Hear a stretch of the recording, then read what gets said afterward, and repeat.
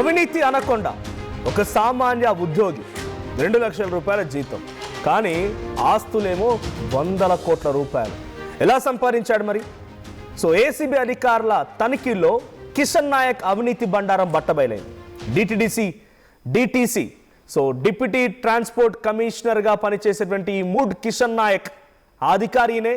So చూడడానికి బొట్టు చాలా చక్కగా అన్ని రకాలుగా చూడడానికి అబ్బా సిన్సియర్ పోలీస్ ఆఫీసర్ మాదిరి కనబడుతున్నప్పటికీ ఆయన కొన్ని వందల కోట్ల రూపాయల అవినీతి సొమ్ముని ఏసీబీ అధికారులు బట్టబయలు చేశారు.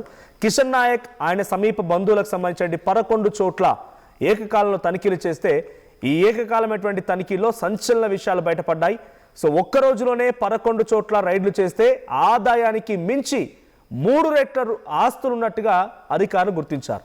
1994లో అసిస్టెంట్ మోటార్ వెహికల్ ఇన్స్పెక్టర్గా జాయిన్ అయినటువంటి ఈ కిషన్ నాయక్ ఉప్పల్, కామారెడ్డి, మద్దునూరులో అసిస్టెంట్ మోటార్ వెహికల్ ఇన్స్పెక్టర్గా విధులు నిర్వర్తించి 2005లో మోటార్ వెహికల్ ఇన్స్పెక్టర్గా ప్రమోషన్ పొందాడట.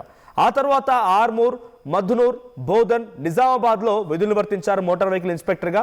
అక్కడి నుంచి 2016-20 కాలంలో మోటార్ ఇన్స్పెక్టర్ విధులు నిర్వర్తించిన తర్వాత ఆ తదుపరి ఆర్టీఓగా కూడా గుర్తింపు పొందారంట.